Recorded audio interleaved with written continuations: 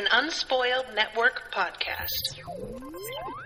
This is Unspoiled, covering Uncrowned, Chapters 17 and 18. In these chapters, Northstrider pulls a fast one and tells everybody they're going to have certain partners that they're going up against, and it turns out he was full of shit. And honestly, as annoyed as I was, he makes a lot of sense. Welcome to Spoil Me.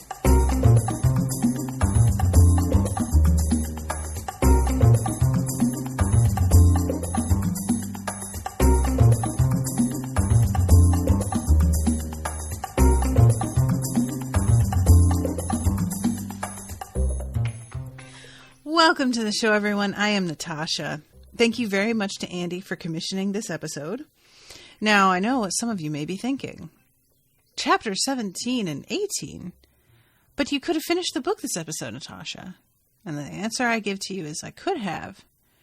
But even when it's exactly 50 pages, I tend to run over time. And this was going to be about 60-something pages, if my math is correct. At least 60. And I just felt that it would do better to split it up and allow myself some more freedom of movement, because there are times where I would like to dwell on something a little bit more, and I don't really get the chance to do it because I just have so much left to talk about. And coming up, Andrew has pre-booked for the next book. It's looking like Andrew booked too many episodes for the coverage.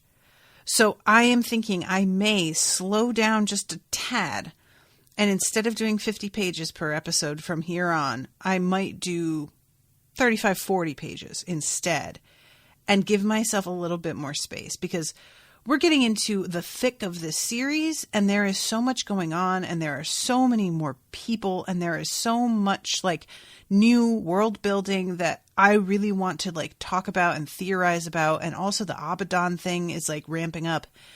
I just feel like I will really be easily able to fill an hour, no problem, with fewer pages. So Andy's giving me the thumbs up in the chat. Okay. I think that's what we're going to do, guys. It's going to be fucking hard for me. So I hope that you guys understand how much I really enjoy this series, that I'm willing to slow down like this, but I think it's for the best.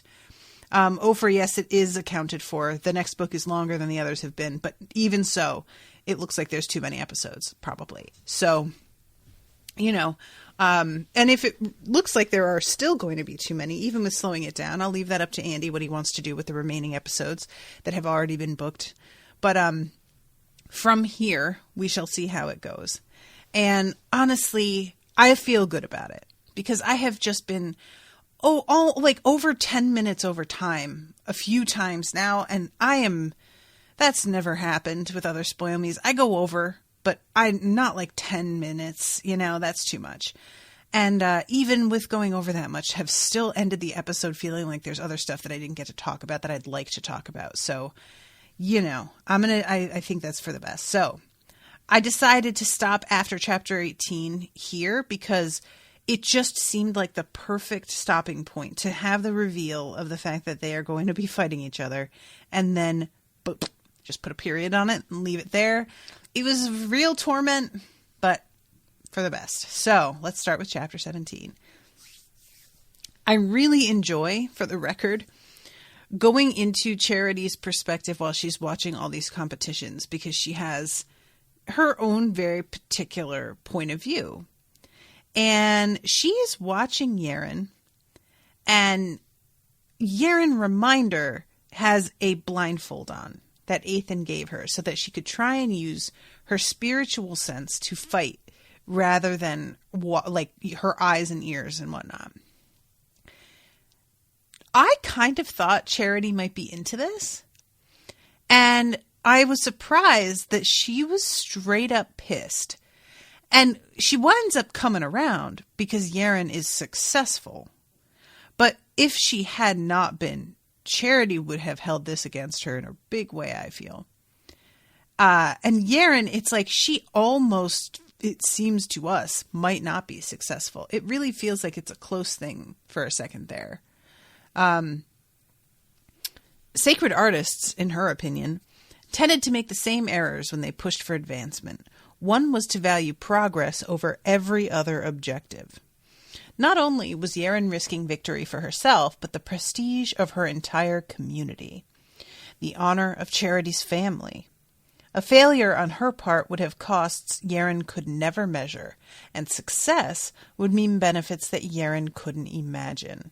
And yet she was hobbling herself, no doubt to train her spiritual perception in some way. She had not known the Sword Sage well, but she had known him, and this was absolutely something he would do. But that didn't make it wise. So then we get the sentence, it was a superficial cut, but it was a harbinger for the rest of the battle, which really makes you feel like, oh, she's destined to lose this one, which is a smart move in terms of the author, like getting us ready for defeat here. I don't like what winds up happening here is her initial defense of herself is pretty clumsy. It's just the kind, like, you know, clumsy is not a word I think anybody would have used to describe Yerin. So to see her described as clumsy is really appalling as a reader. You're just like, she's what? Almost as though, yeah, here it is. Yerin was slow and imprecise, almost as though she were relying on her vague spiritual perception as an underlady. Charity had written this round off as a loss when Yerin slid away from the blade by a hair's breadth, flickering her sword casually against Altavian. She cut his arm. Blood sprayed. Then her sword rang like a bell. Instead of an uncontrolled storm, the aura erupting from both their blades struck precisely, knocking Altavian's sword away mid-swing and slicing him across both thighs. Yerin moved confidently now, fluidly, as though a different person controlled her body. Charity's annoyance faded, and she leaned slightly closer to her viewing tablet. It was still somewhat annoying when a sacred artist risked everything for progression, but it was forgivable when it worked. Which is really, that's the rule of life, right? It's the same thing as like, it's only stupid if you fail. If you succeed, then it's courageous, it's brave, it's daring, you know? So then we go to Min Shui's POV, the Winter Sage. And when she is like fighting this, there's this moment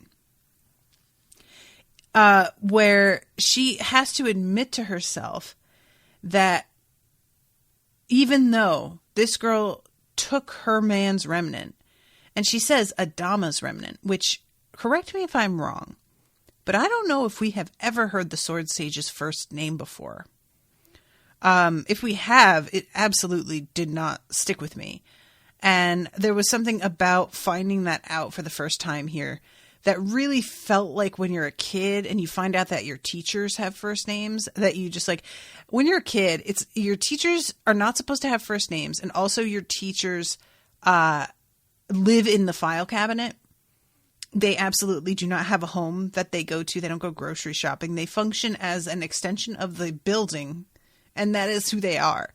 And when you find out that they're named things like Kevin and Stacy, it's fucking weird.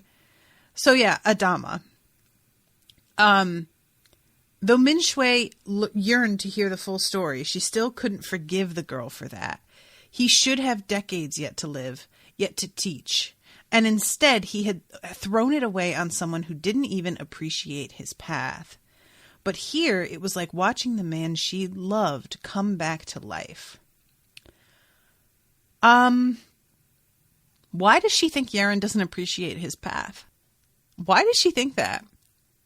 Yerin is 100% in on this. Like, she is hard about the fucking sword path. What are you even talking about? And also, he had given up his life for hers. No.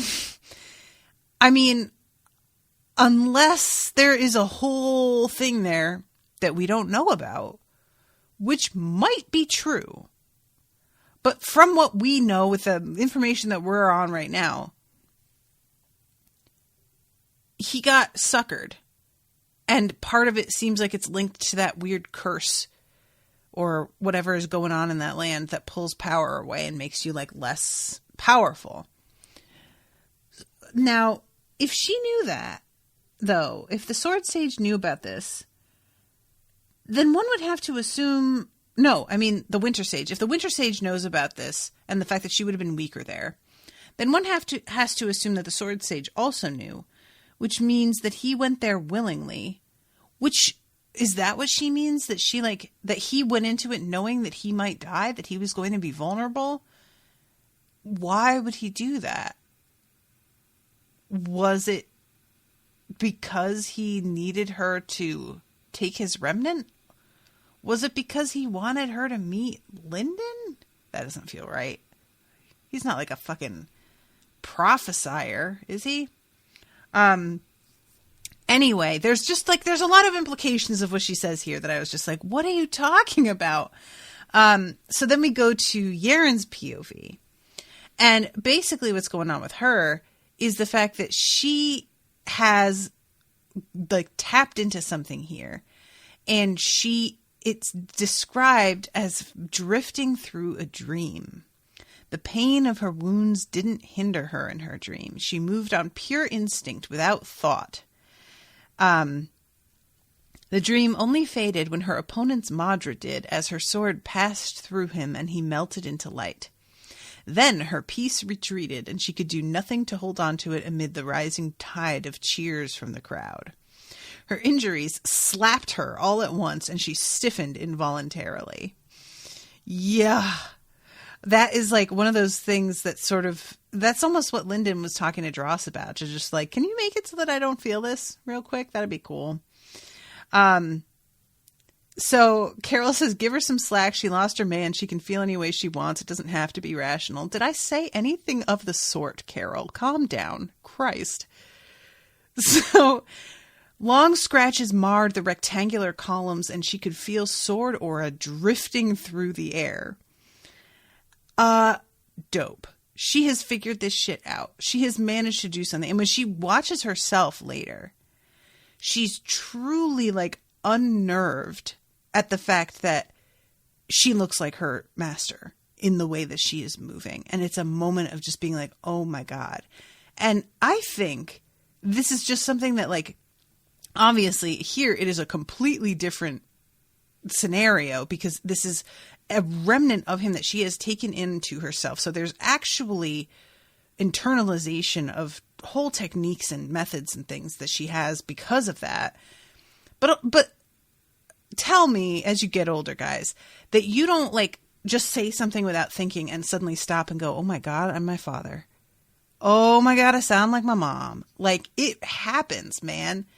You learn mannerisms or turns of phrase or whatnot.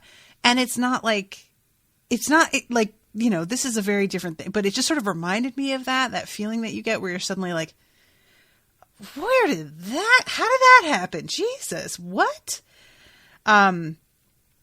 So yeah, this moment is just sort of a victory for her because she has been feeling so frustrated, I think.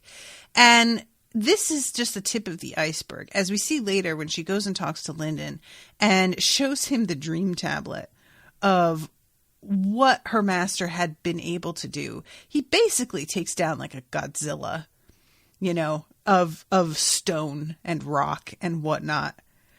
It is effortless. He literally does it and then yawns. And one could imagine curls up and goes back to sleep. It feels like this is just, oh, you woke me up for this kind of thing. And she's not there yet, but it feels like whatever she has sort of tapped into for this is part of the step on the path to getting to doing whatever it is that he was doing. And what I said before, and I feel like more and more that this has to be it, that it's the way. that what she's sensing, it's not Madra. It's more than that. It is the order, the unification of like life, the way, that he has somehow tapped into in order to get to where he got. Now, it's interesting that she's on that track and Lindon does not seem to be. And obviously, Ethan has taken interest in showing her this and getting her to this point, I think for his own reasons. I mean, it's something that's certainly beneficial to her and she expressed wanting to learn it. But I think he only let her see what he could do because he wanted her to express interest in learning. He wanted her to see what was potentially something she could be capable of. And I just really I wonder if he is going to get, is Lindon going to learn something similar? Or is Lindon's path so distinctly different in its way that he won't need to be able to tap into it the same way she does? Lindon. I'm not sure if the sword path if it needs a certain kind of approach that Lindon doesn't require, because he talks a lot about how the blade path is meant, the point of it is to be very precise, and it's meant to just be these high intensity, sharp attacks, whereas Black Flame is meant to barrel through any defense that you put up. It is meant to be pure, punch through the middle of a thing.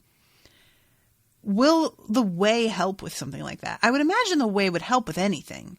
It doesn't seem like something that's very choosy. It feels like something that unifies everything and therefore would help anybody. But what effect would it have on his path versus hers? Is it just about the sense of where somebody is? Is that really the main thing of being able to tell where somebody is about to go?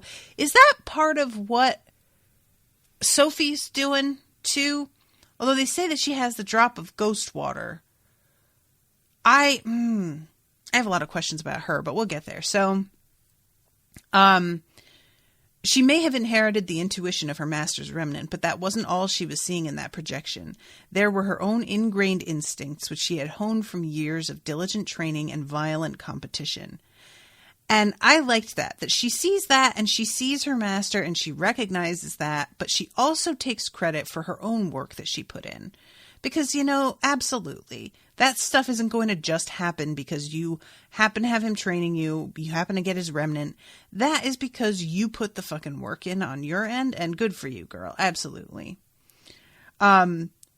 So her body and spirit jolted, and for a moment she felt her body and spirit stretch, and then the pain was gone so suddenly it startled her. And she asks Ethan as she comes out, he says that must have been a wonderful feeling. He's laughing as usual. And she says, what is it? And he says, your ticket to victory. So then we cut to everybody getting assigned who they're about to be up against. Now, guys, I'll tell you what. I didn't realize that we were already in the top 16. I didn't realize we had lost that many already. Shit. This has gone by really fast. And I knew that we needed to get to the end of the book and finish this tournament. I knew that that was just the way that this book was arranged. But it just didn't really register for me that we were so close to the end, and that meant that we were going to be in final rounds now. And I got surprised by that because Yerin had made it sound like before getting to the top 16 is going to be a real victory in itself. And it absolutely is. Don't get me wrong, but it feels so different in the moment than it did talking about it, which I think is true of a lot of things in life. When you say something that's for example, if somebody had told me way back in 2012 when I started doing Unspoiled, and they were like, oh yeah, eventually you'll be able to be a full-time podcaster, but it's going to take you about 8 years to get there. I really would have been like, are you high? What? No, I'm not doing that. But when you're in it, it's just a matter of course. This is how you're living. This is what you're doing. And it doesn't feel the way it looks from the outside. And he says, I've decided on the best way for you to prove yourselves: single elimination solo combat. The crowd rustled, partially cheering, partially muttering. I found that really interesting. Partially muttering. Are they disappointed? Were they hoping in something a little bit more like flashy? What was that going to be? I'm wondering what they wanted. You know what I want? I want to know what some of the previous stuff has been. Do they kind of have the same like course for every Uncrowned tournament, and they follow the similar thing? I'm like, do they have video of the previous ones? Is this like the Olympics? I started to think about that too, because I was telling you guys how like weirded out I was. Oh my God. Carol says the exact time that I said it's like the Olympics. Yeah. I think that's exactly like the way I have to think about it, Carol, is I was so caught up in the fact that like, we're really going to let these fucking people compete in this when we know they're trash, that they're bad. And then I was like, man, we were like, in the midst of a fucking world war and had the Olympics, and Germany competed. It was like, didn't Germany host it that year? Forgive me guys. Some of my history is very, very wonky, but the kind of thing that I think when I heard about it as a kid, I was like, how was that allowed? And that's how I feel about this. So I guess I just have to sort of think about it that way. We've all just sort of like agreed that we're going to get along in this certain way. It has significance who wins and not. It's not like it doesn't mean anything. But Andy says, yeah, Germany hosted, and it was a huge PR disaster when Jesse Owens, a black man, won gold. There we go. So I'm going to put it in those terms in my mind, because I was just having so much trouble understanding how these clans, these empires were willing to like compete peaceably really with each other when they have these horrific rivalries and murders and whatnot happening. And I guess that's my answer, is that we already do that in our own universe. This isn't really that far outside of the fucking, like this is reality in some ways. So he says, this is the shape of the final selection round. After this, the true uncrowned kings will be revealed. Zeal of the wastelands, chosen of mine. You face Therian Nils of the Stormcallers, chosen of Reagan Shen. Now, okay. Now that we know that people aren't fighting who we are told they would fight, although I say that, I'm not positive that's going to happen to everyone. No, like, Northstrider does what the fuck Northstrider wants, right? So he could just be fucking with some of them and mixing them together.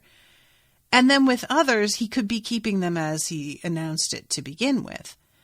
But if he's following the pattern, he will be mixing Zeal up with somebody else. And I can't, with the fact that Zeal is so excited, he thinks to himself, basically, I wish that I could just fucking kill him for real.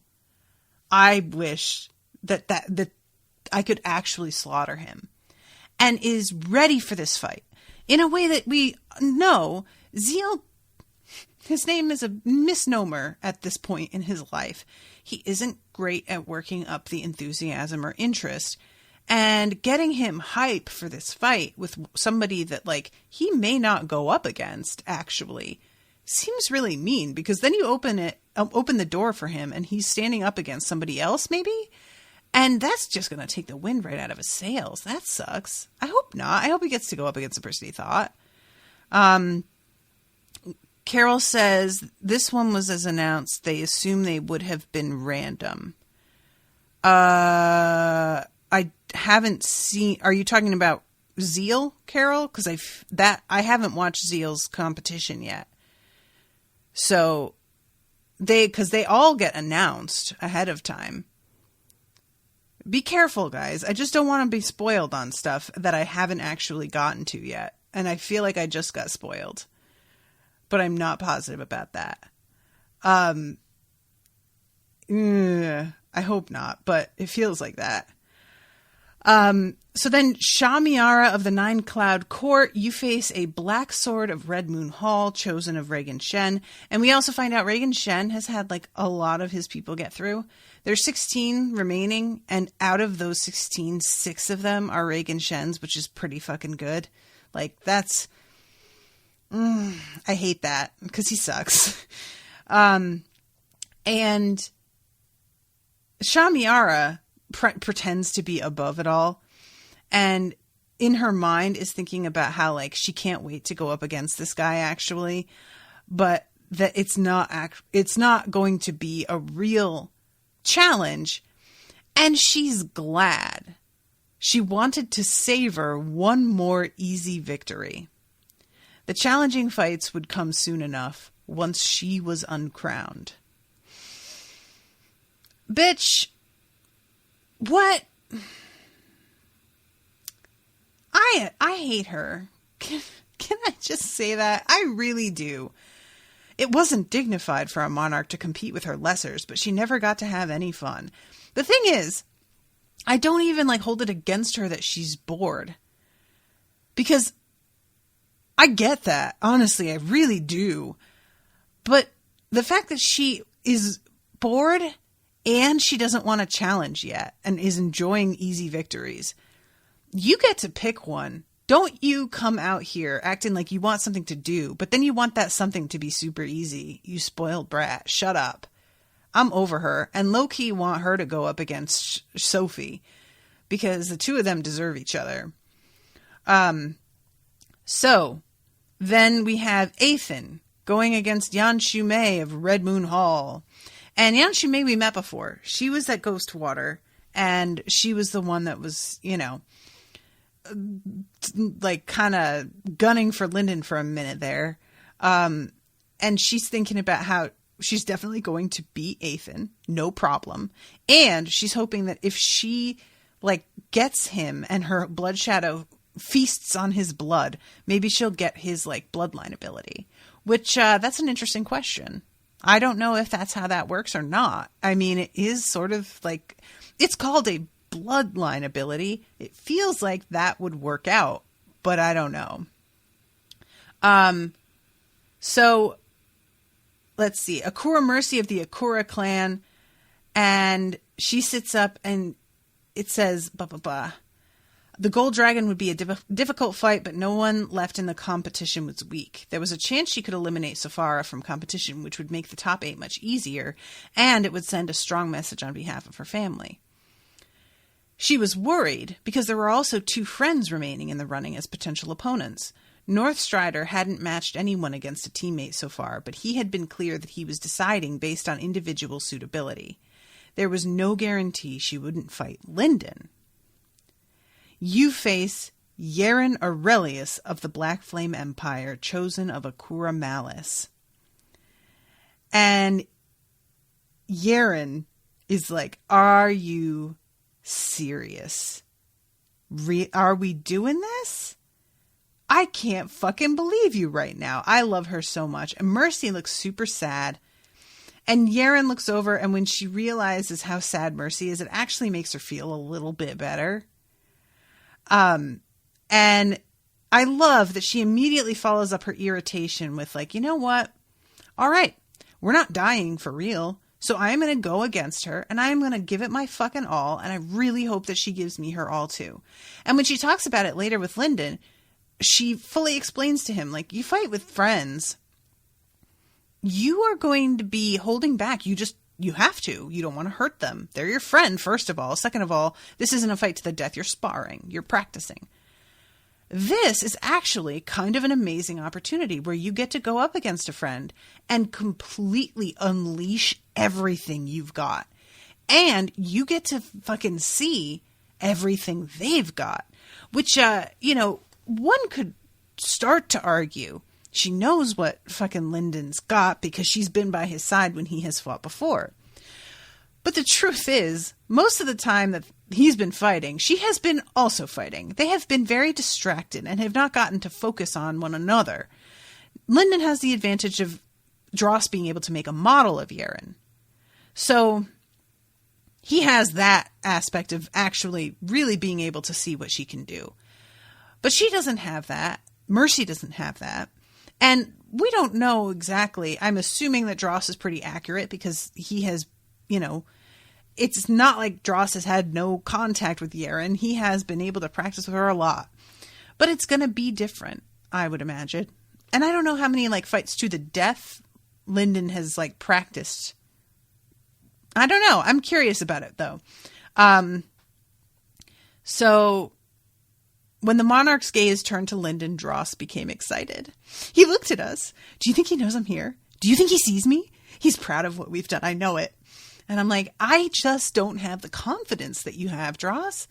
I want to believe that he would just be like, wow, that's awesome and amazing. But I think he would just be like, that's what I built whole fucking thing for. And now you took it. Give it back. I feel like he'd be pissed. Now, maybe we'll find out eventually. I don't know if he will ever discover or if he knows now that Dross is there. I would imagine that Charity has not shared this information with anybody. But in my mind, I feel like this is something that really would kind of piss him off. If it were me and I put so much time and energy into trying to create something like this, assumed I'd failed and let the whole thing fall apart, and then found out that somebody else was able to make what I had wanted. And they were a fucking true gold when they did it too. He wasn't even an underlord yet. He wasn't anywhere, and also that it was like an accident. So he just scooped him up. That sucks. So at this point, he says that Lindon's going to go up against Sheshethkunaz. And Dross essentially treats this like a death sentence. Dross is like, all right, well, you got up to the top 16. You're going to lose, but this is still pretty good. Proud of you. Good for you. And I love Lindon's response, which is just, even if we lose, we're going to make her work for it, which is a very good attitude. I may not come out on top, but I will be damned if I make it easy. Good for you, buddy. This is what I'm after. So, target found. The angler of the Crystal Halls. Location. Vroshir Stronghold, Talgalore, 3 months after the theft of the prototype scythes. Synchronize? Synchronization set at 99%. Beginning synchronization. This is interesting because we've seen the synchronizations before and they were complete. But this one gets all fucking wonky. We are watching this meeting between Yerin and somebody called the Mad King, which I don't think we've heard mentioned before.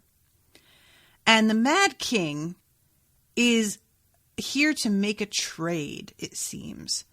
We don't realize this until the end of this little section here. But the long and short of it is, he is here to trade a world seed for this scythe. It's sort of interesting, actually.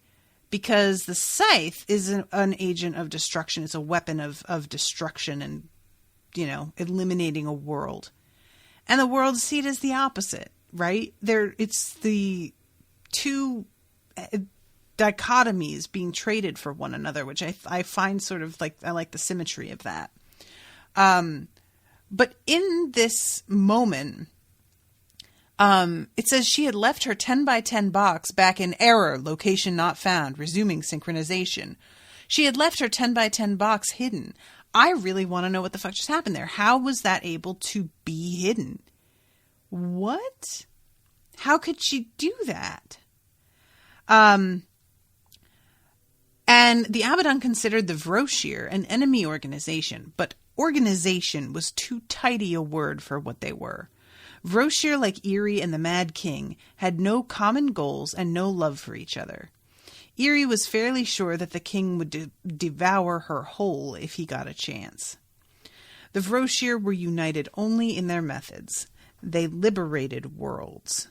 When they found a new iteration, they would scoop up anything they wanted, and most of the population, and move on. The people would be relocated to one of the massive Roshir homeworlds, where their very presence would tether the world even tighter to the way. Their old depopulated home would be consumed by chaos, but who cared? The people were gone. I thought this was really surprising. The fact that the Roshir save people and move them, that didn't seem like what was going on in the attack that we saw at the beginning of this book. I think it was this book, right? At this point, it's been so long. They were just killing people. They didn't help anyone evacuate. They just fucking went to town, blowing the place up and pulling volcanoes up out of the ground and shit. They killed a ton. I don't know if they were just killing a ton because there happened to be an Abaddon right there and they were sacrificing if it was collateral damage, basically because of the proximity to their fight. But it just felt like the people just didn't really seem to matter to them. And the fact that they're relocating and that those people are tying the Roshir homeworlds to the way, it surprises me that they want a connection to the way. I thought that they were wanting separation from the way. I thought that they resented the Abaddons for imposing the way on the worlds. And to find out that they they totally want to have a connection to the way, but they aren't fucking Team Abaddon, and that seems to be their main problem. Well, then what's the problem with the Abaddon? Why do they feel that way about them? What have they done? Are they just I'm very, very curious about this because the Abaddon are basically supernatural cops, right? They're practically like magic cops. And Lord knows that systems of oppression can be just law enforcement, simple as that. So perhaps it's linked to something that happened in that regard, or a feeling that they are overstepping or imposing their will on people in a way that isn't fair. But I don't know. I just want to know what the problem is and who founded them, who started this whole thing. It seems like a really old fight, Eerie thought of herself as less of a liberator and more of a collector. The crystal halls were both her home and her greatest treasure. And we get some descriptions of all of these wild things that she's got. Her home was a palace of fluted blue crystal spread like a pair of angel's wings. It had been carved from an astronomically large diamond and glittered like a rainbow in the light of the nearby star. That is the most gaudy shit I have ever heard. This bitch is Liberaceing it up with her collection here, and she needs to tone it down and chill out a little bit. Goddamn. Girl, look. I am the definition of too much most of the time. When I tell you that something is really too much, it's way too much. Promise you. Just damn. Angel's wings. Jesus, just all I can picture is something that you would hang from your rear view mirror in your car, one of those prism things, but the size of a building, which sounds just god awful looking. She kept a population of about 1 billion living in the planet-sized inner workings of the stronghold to keep the vessel shielded from chaos and to take care of her collection. And the Mad King had agreed to meet her, and she's sort of worried a little bit. She's a tad bit nervous about this meeting. She just comes to the meeting in beat up old clothes and is determined to let her collection sort of speak for itself. And we get some descriptions the halo of the deep earth, it carried within it the hopes and dreams of a long dead people, their resolve and their sanity, and it anchored her existence. No fiend of chaos could touch her under its protection. Well, that's bonkers. What? Please. What?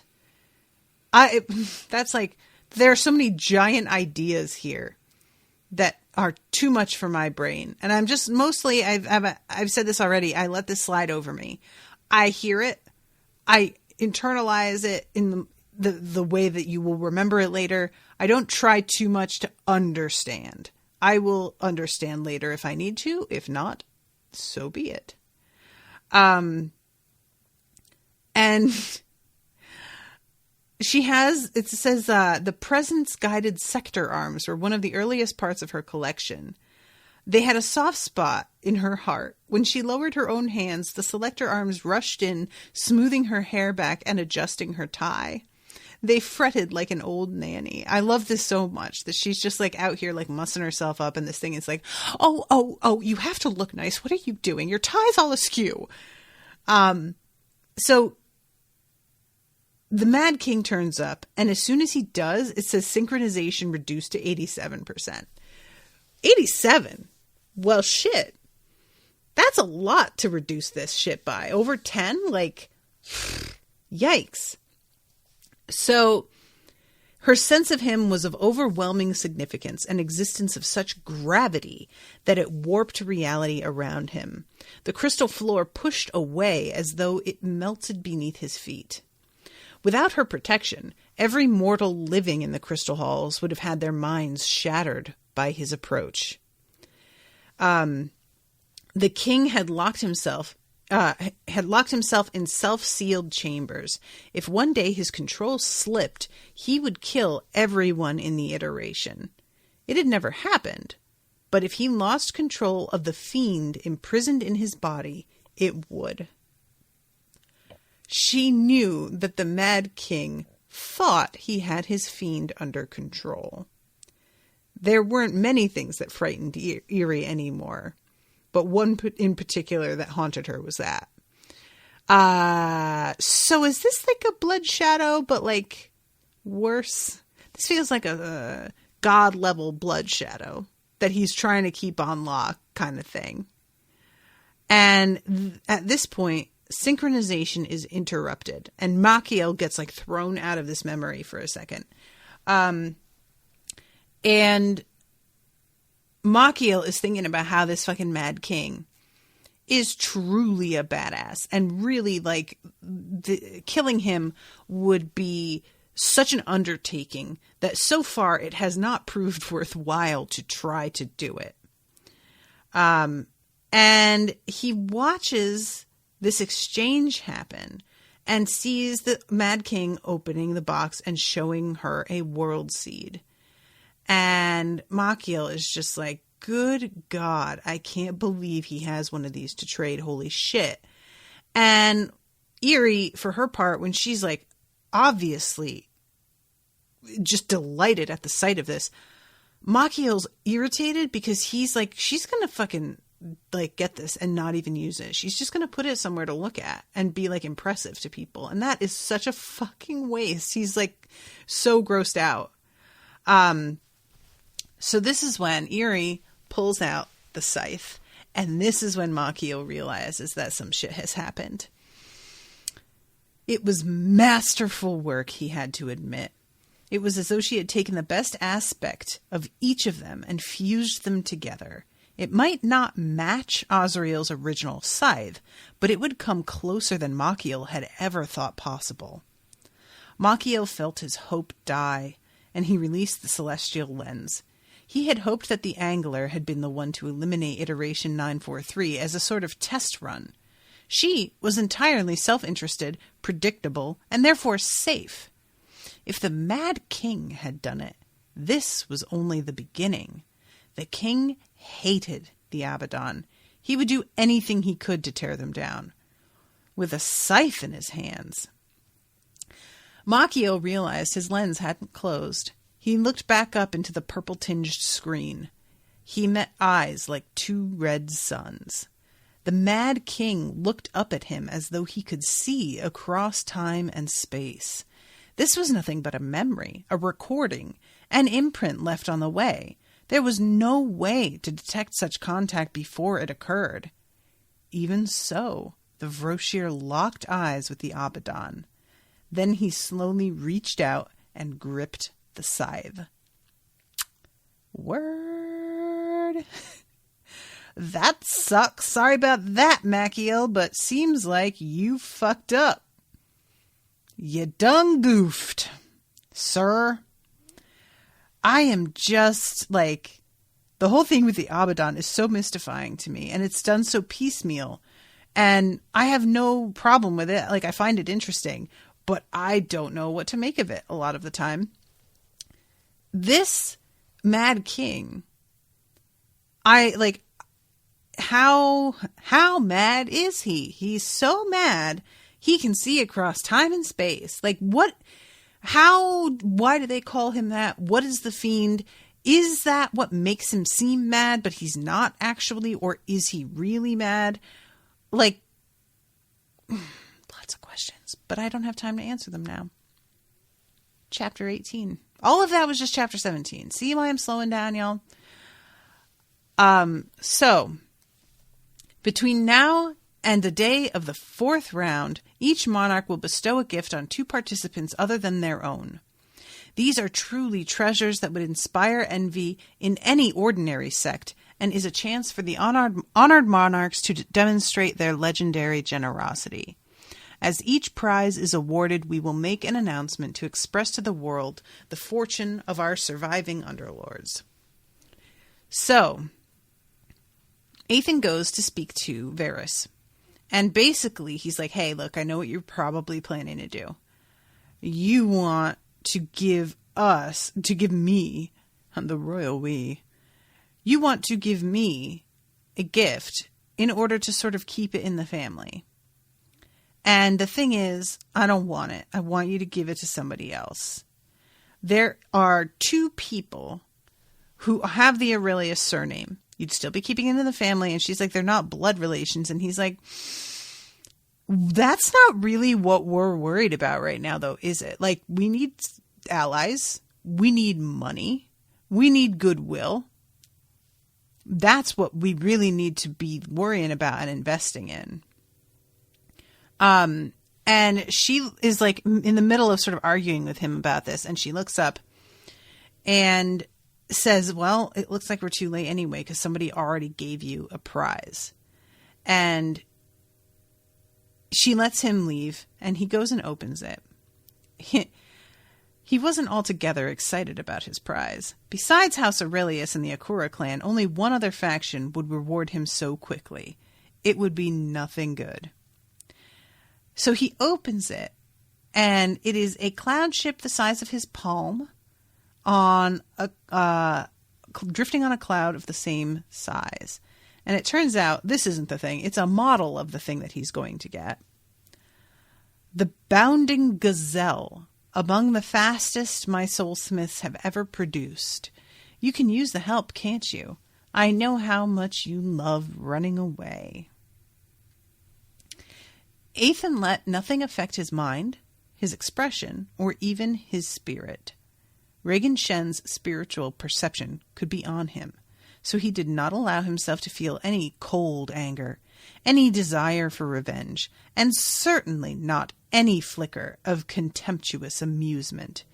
If any emotion showed in his spirit, Shen might annihilate him. What? If he just has an emotional reaction, Shen might just kill him outright and he'd be allowed? That feels like that shouldn't be something that you have to worry about when you're in the middle of this competition. Fuck. With a smile locked on his face, Ethan thanked the empty air. So, then we go to Mercy. And she got a scripted stone. And it is, I think, like a dream tablet or something like this.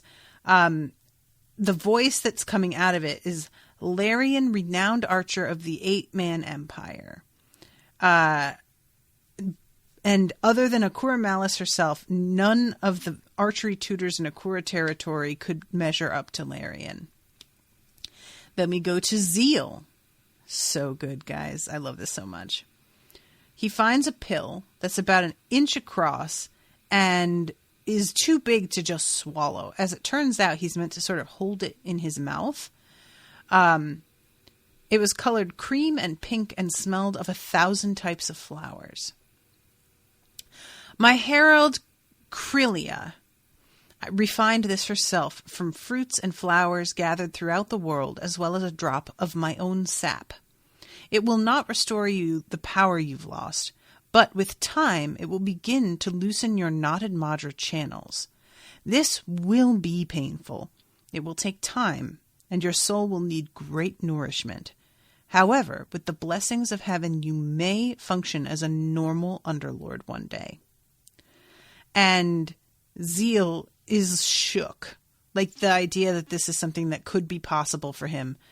He hadn't really wanted to believe it. He didn't want to let himself be hopeful about it, you know? So he puts it down on his tongue and sits to cycle. And he, even as he's doing that, is thinking of like, nah, this isn't going to work. This can't, it can't work.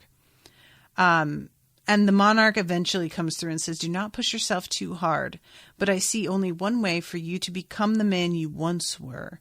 It will take the direct intervention of myself and several other monarchs. Do you understand? He did. There was only one way he would get such attention, if he won the Uncrowned King tournament. And I'm just like, man, I hope that's not true, because I want to see Zeal restored. Real bad. Real bad. I want to see Zeal at his, at his top. I want to know what he was about. Will his entire personality change? I assume it kind of will, So then Altavian gives Yerin an elixir, and the elixir looks at like a diamond. It doesn't look like liquid.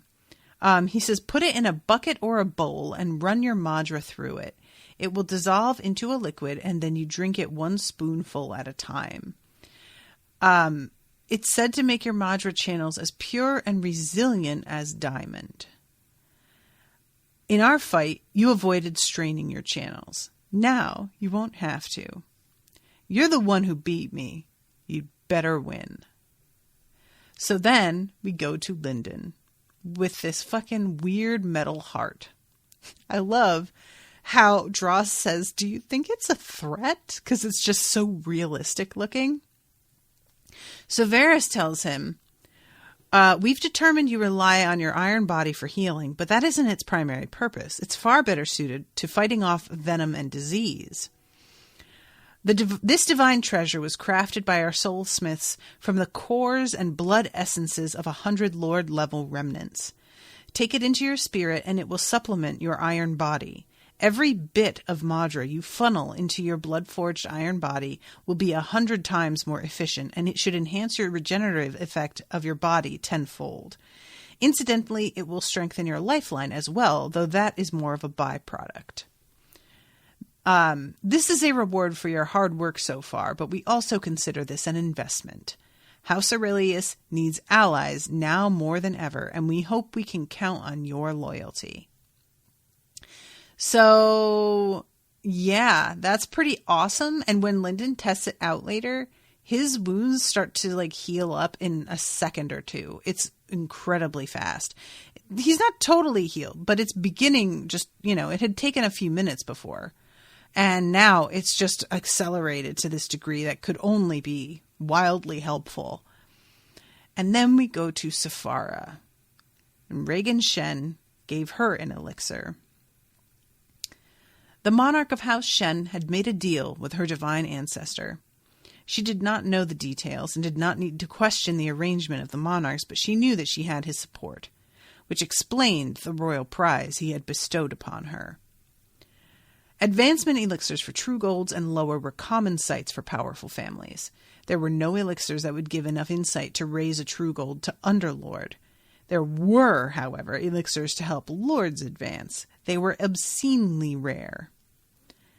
The Gate of Heaven elixir was volatile and difficult to refine. Now she was seeing it with her own eyes, an elixir that smoothed the road from Underlord to Archlord.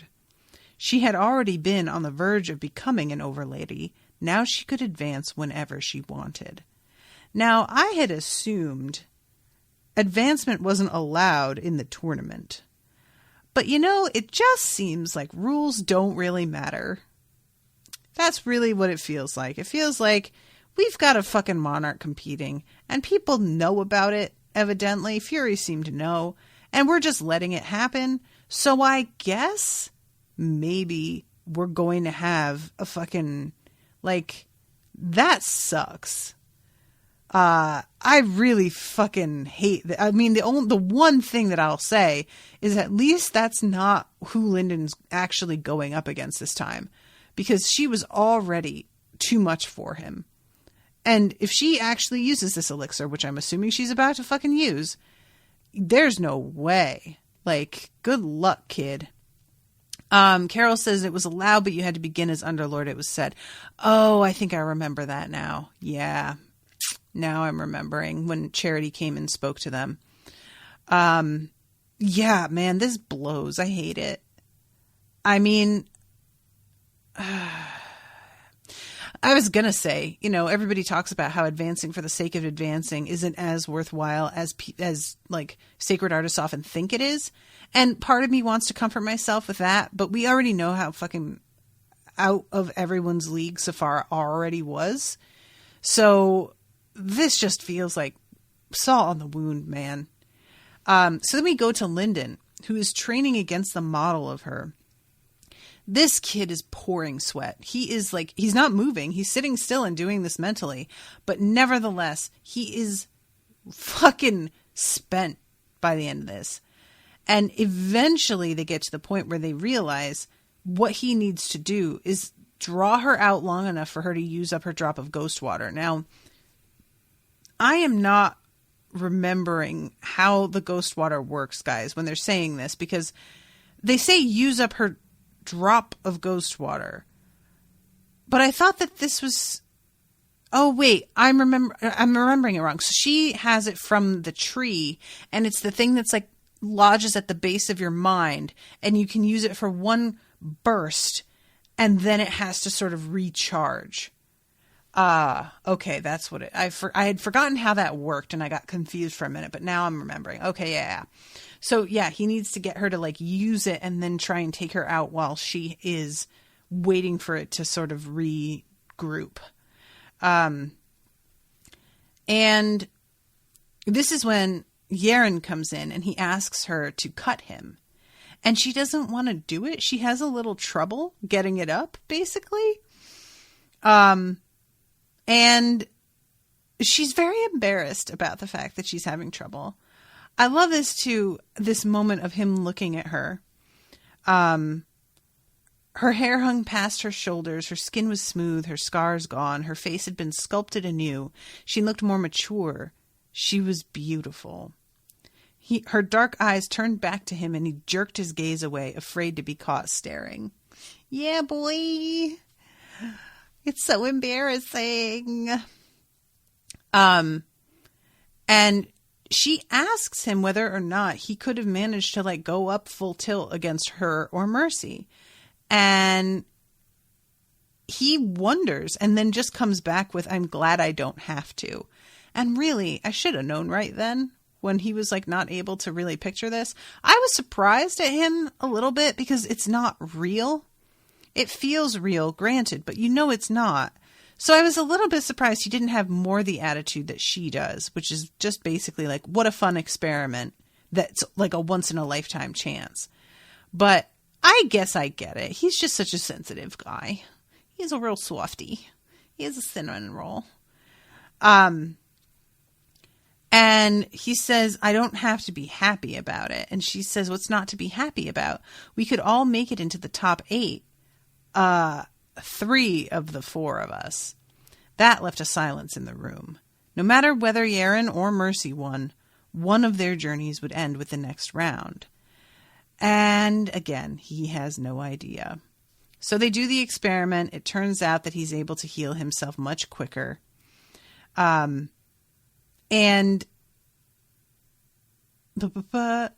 what about your diamond veins? I can take bigger swings with my techniques. It's not too soon. Now I can work on hitting harder. Do you need to? And he has this moment where she gives him the dream tablet and he sees the sword sage take down this giant creature. And she's like, that's what I'm trying to fucking do. And he attempts to do the whole, well, you've got plenty of time. To which she's like, are you really trying to say that to me right now? You, the guy who notoriously takes no breaks and doesn't listen to fucking anybody? Are you seriously attempting to be like, well, slow down, shut up? And he's kind of like, yeah, you got me there, actually. So Lindon asks Dross to simulate something for Yerin. And Dross is very salty about it, but finally does it. And it's like the sword sage is there right in front of them. And Yerin is a little bit spooked by it. She says that's a knife to the gut when she sees him. So the sage is gathering power on the tip of his blade, and Lindon has Dross freeze it, and they walk around it just sort of trying to pull apart what it is they're seeing. Soulfire, Madra, Aura, woven together so I can't tell where one begins and the other ends. Yerin leaned closer until her chin almost touched the technique. Something's tickling the back of my mind. I had a better sense from the dream tablet, but I think there's something else about this technique. It's itching at me, but I can't track it down. Do you think it could be a sage's power? That's a hair off the target. I wouldn't contend it's another power, but I'm not stone certain it isn't. And at this point, Dross has to let go of the whole thing. I'm assuming, again, that this is the way. But yeah, Dross tells them, like, also, BT dubs, you only got to see from that, like, simulation what Lindon saw when he looked at the dream tablet. So if there's something missing, I can't help that. And I'm giving you what I got. At this point,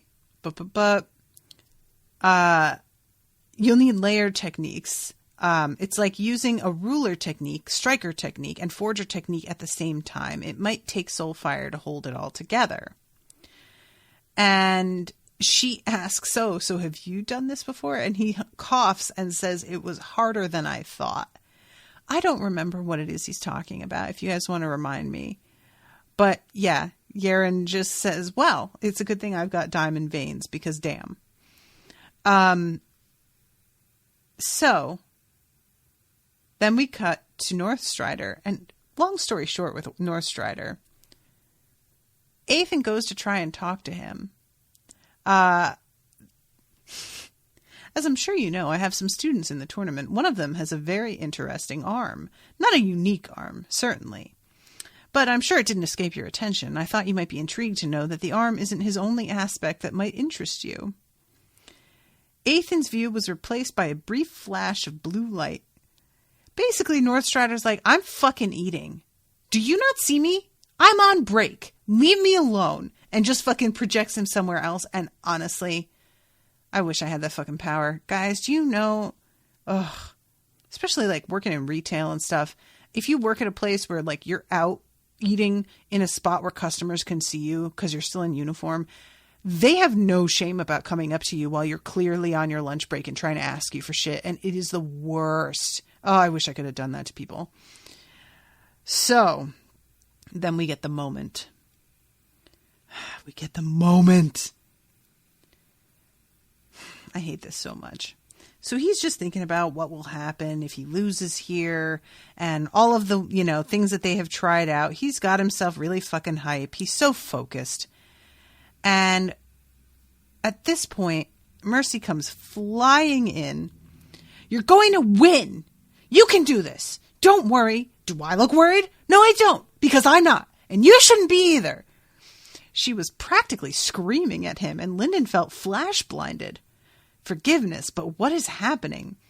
Yerin couldn't be here. They called her away. Who did?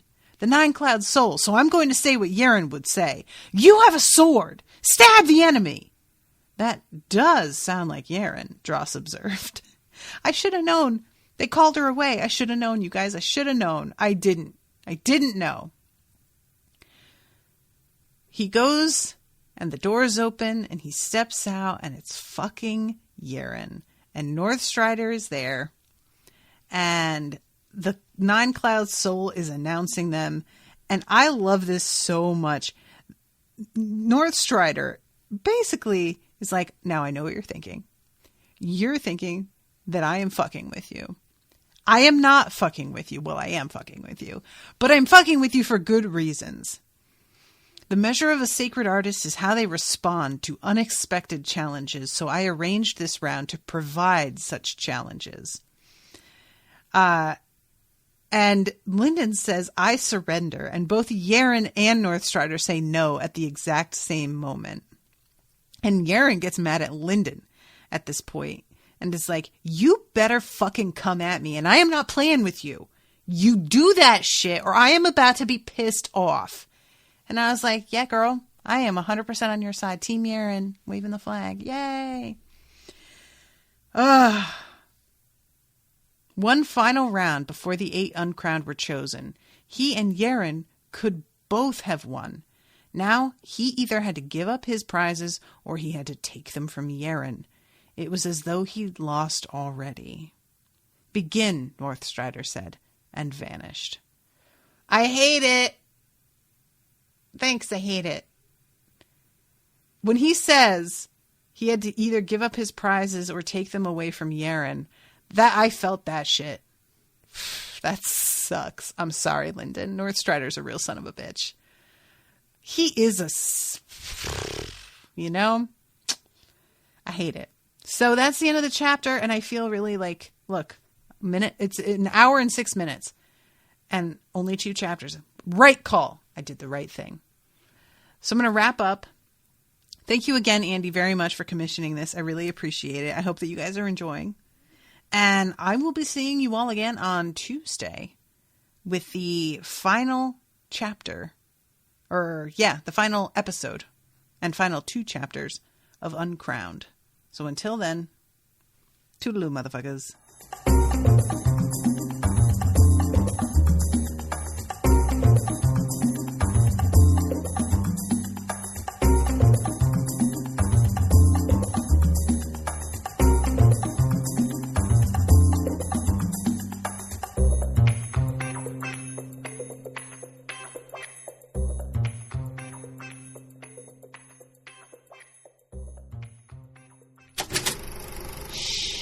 That was an Unspoiled Network podcast.